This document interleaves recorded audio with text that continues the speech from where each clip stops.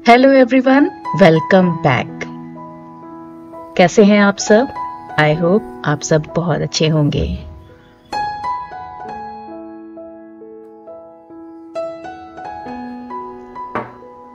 तो मेरी आदत ऐसी है कि मैं सुबह जल्दी ही उठ जाती हूँ और फिर शुरू हो जाते हैं घर के काम। और घर के काम ऐसे होते हैं जो कभी ख़त्म नहीं होते, इसलिए मैं ज़रूर अपने लिए टाइम निकालती हूँ। कभी मॉर्निंग वॉक पे जाती हूँ तो कभी घर में ही एक्सरसाइज और योगा कर लेती हूँ।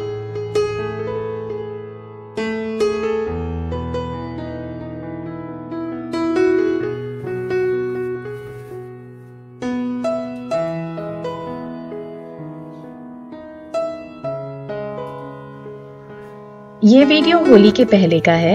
इन दिनों बच्चों के एग्ज़ाम्स चल रहे थे और हस्बैंड भी घर पे नहीं थे, तो मॉर्निंग में लंच बॉक्स बनाने की हड़बड़ी नहीं रहती थी और मुझे मॉर्निंग में अच्छा टाइम मिल जाता था वॉक पर जाने के लिए।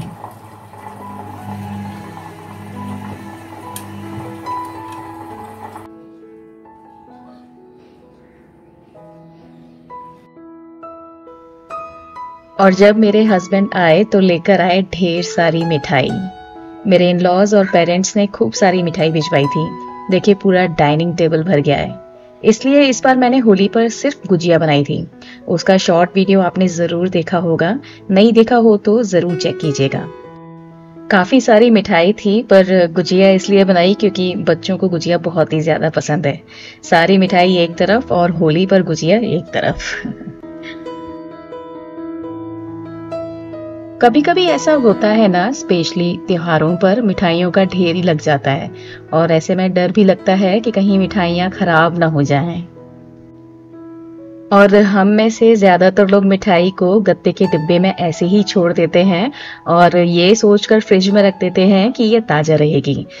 इस तरह हम अपनी हेल्थ को तो नुकसान पहुंचाते ही हैं, साथ ही मिठाइयाँ भी खराब होकर फिकती ही हैं। लेकिन अगर हम मिठाइयों को सही तरीके से स्टोर करके रखेंगे ना, तो मिठाइयाँ बिना खराब हुए कुछ दिन तक चल सकती हैं। लेकिन हर मिठाई की अपनी एक शेल्फ लाइफ होती है।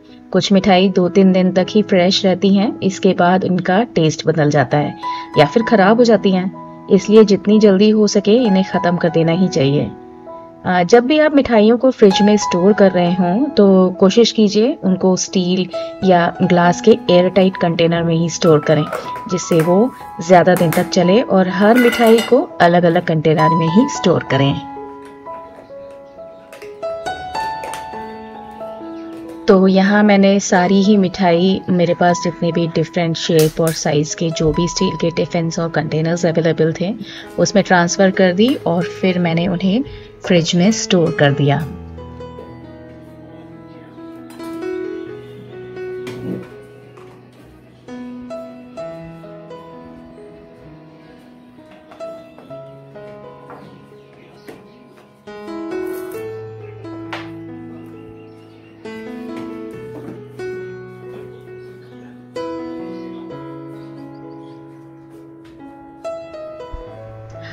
और देखिए, घर में आई हुई कोई भी चीज़ खराब नहीं होती है। तो ये मिठाई के जितनी भी खाली डिब्बे हैं ना, वो घर में कहीं ना कहीं काम आ ही जाते हैं। उससे रिलेटेड मैंने एक वीडियो भी शेयर किया है, उसे आप ज़रूर चेक कीजिएगा। तो बहुत सारे आइडियाज़ होते हैं जिनसे हम इन डिब्बों को यूज़ कर सकते हैं, और कुछ नहीं तो ट्रैवलिंग में खाना ले जाने के लिए ये तो सबसे ज़्यादा काम आते हैं। और साथ ही कैरी बैग्स भी आए थे, तो उनको देखिए मैंने कुछ इस तरीके से फोल्ड कर लिया और एक छोटा सा पैकेट जैसा बना लिया। और इसको भी मैं फेंकने वाली नहीं हूँ, इनको भी मैं संभाल कर रखने वाली हूँ क्योंकि ये भी बहुत काम आते ही हैं।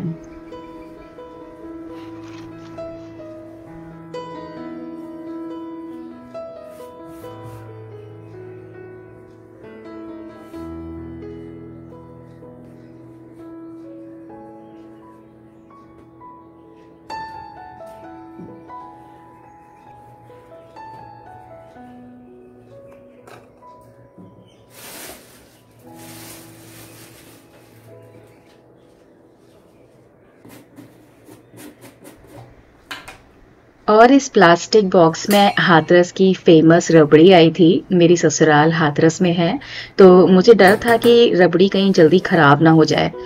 तो मैंने क्या किया, थोड़ी ही रबड़ी फ्रिज में रखी और बाकी की फ्रीज़र में रख दी। तो वो जम गई और उसकी आइसक्रीम बन गई और हमने उसे 5-6 दिन तक एंजॉय किया। बिल्कुल भी खराब नहीं हुई।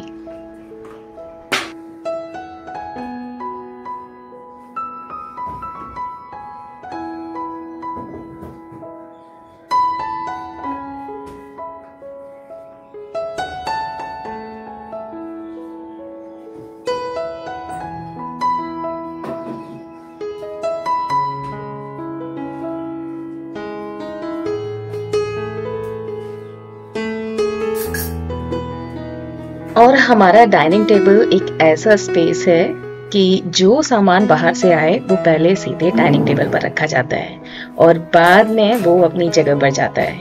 अगर सब्जी आई तो डाइनिंग टेबल पर, फ्रूट्स आए तो डाइनिंग टेबल पर, मतलब कुछ भी, कुरियर वाला भी जो सामान देके जाता है ना, वो भी डाइनिंग टेबल पर रखा जाता है। और मेरा काम होता है टेबल को खाली करते रहना और क्लीन करते रहना।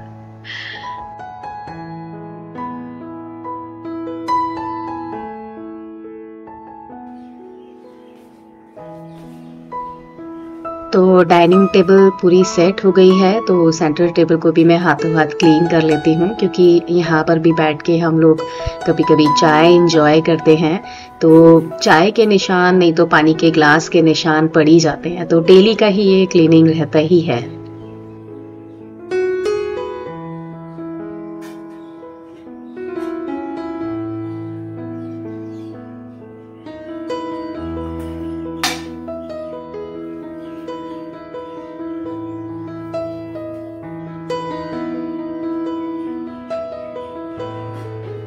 और उसी दिन हम लोग डीमार्ट गए ग्रोसरी शॉपिंग के लिए। तो चलिए किचन में लेके चलती हूँ आपको और दिखाती हूँ किचन की कंडीशन क्या हो रखी है।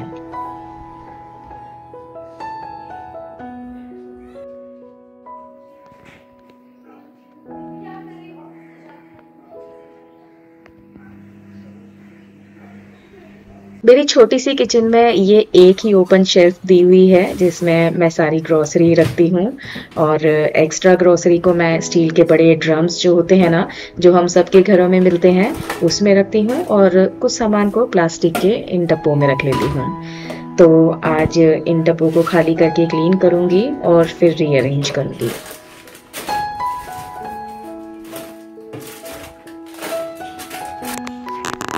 और इस बारी ये 2 बॉटल्स भी मैंने ली डीमार्ट से।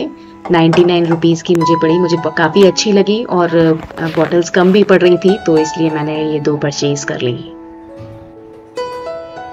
और जो हमारे ग्लास जार्स होते हैं ना, जो दाल वगैरह के होते हैं, उन्हें तो मैं टाइम टू टाइम क्लीन करती रहती हूँ, पर जिन डब्बों में स्टील के ड्रम्स में एक्स्ट्रा ग्रोसरी रखती हूँ ना, उन्हें मैंने काफ़ी टाइम से क्लीन नहीं किया था। तो उन सबको पहले क्लीन किया और फिर धूप में सूखने के लिए छोड़ दिया। और ये जो 2 नए जार्स लिए थे, इनको भी मैंने वॉश कर दिया। और अब मैं इस पूरी शेल्फ को क्लीन करने वाली हूँ। तो जितना हो सकता था मैंने इसे खाली कर लिया है।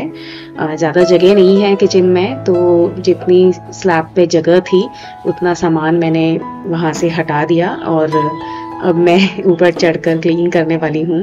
तो स्प्रे बॉटल से ज़्यादा मुझे कंफर्टेबल लगता है गर्म पानी से क्लीन करना।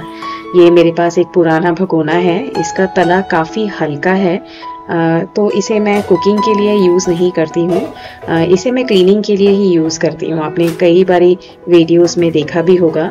तो मैं क्या करती हूँ, गर्म पानी में ही थोड़ा विनेगर और बेकिंग सोडा और थोड़ा सा डिश लिक्विड डालकर क्लीन कर लेती हूँ। इस तरह से जैसे हम मॉपिंग करते हैं ना, क्लीन करते हैं, फिर कपड़े को पानी में अच्छे से टिप टिप करके क्लीन करते हैं, फिर दोबारा कपड़े से क्लीन करते हैं, तो मुझे इस तरीके से क्लीन करना काफ़ी कंफर्टेबल लगता है।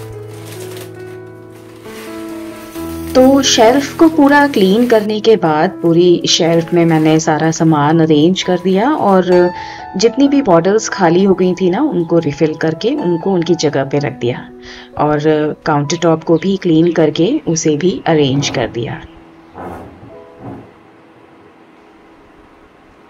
हमारे घर में ना फ्रूट्स बहुत आते हैं और सारे फ्रूट्स ना डाइनिंग टेबल पर ही रख दिए जाते हैं, वो भी अलग अलग बास्केट्स में। तो काफ़ी स्पेस कंज्यूम होता है।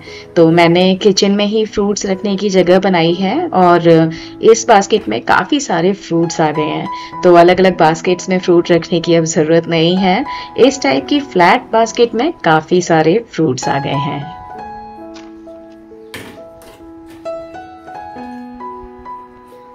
जब हम लोगों के पास वैरायटीज होती है ना, तो हम एक को यूज करते हैं और दूसरे को भूल ही जाते हैं। जब से मैंने वंडर शेफ का छोटा मिक्सर यूज करना शुरू किया तो मैं इसको भूल गई और आज किचन क्लीन करते टाइम इस पर नजर गई तो ये काफी गंदा दिख रहा था। सिंगर का है ये और काफी ही अच्छी कंडीशन में है। तो मैंने इसे विनेगर और बेकिंग सोडा वाले सॉल्यूशन से क्लीन कर लिया और देखिए ये एकदम ही नया दिख रहा है।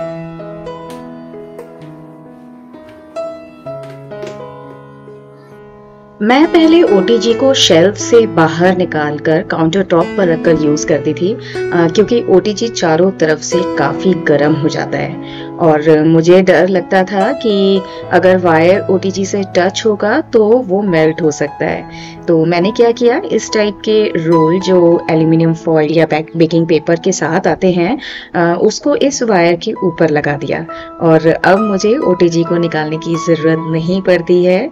इसकी जगह फिक्स हो गई है और मैं इसे इजीली यूज कर पाती हूँ।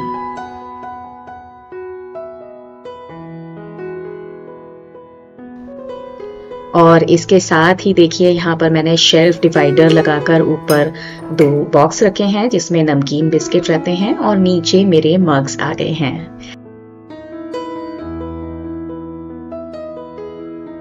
इसके नीचे की शेल्फ में सारे मसाले और जितनी भी बॉटल्स हैं दाल वगैरह की वो सारी ही आ गई हैं। ग्लास की बॉटल्स हैं, ट्रांसपेरेंट हैं, तो इजीली दिखती हैं कौन सी चीज कहाँ पर रखी है। एक्स्ट्रा ग्रोसरी के लिए पहले मैं 2 बॉक्सेस यूज करती थी, लेकिन अभी मैंने एक बॉक्स को हटा दिया है और उसकी जगह मैंने ये जो सब्जी वाले के पास बास्केट मिलती है ना, उनका यूज किया है। ये इजीली इस तरीके से बाहर निकल जाती है और सामान इसमें से दिखता है कौन सा रखा है। इस तरह से हर बारी नया अरेंजमेंट करना, चेंजेस करना मुझे अच्छा लगता है। घर का काम बोरिंग नहीं लगता और हर बार ऐसा लगता है कि इस बार का अरेंजमेंट पहले वाले से ज्यादा अच्छा है। आई होप आपको आज का ये वीडियो ज़रूर पसंद आया होगा। तो प्लीज़ जाने से पहले वीडियो को लाइक ज़रूर कीजिए, अपने फैमिली एंड फ्रेंड्स के साथ में शेयर कीजिए और चैनल पर पहली बार आए हैं तो सब्सक्राइब ज़रूर कीजिए। तो फिर मिलती हूँ, तब तक आप अपना ख्याल रखिए, खुश रहिए और हमेशा मुस्कुराते रहिए। बहुत बहुत धन्यवाद।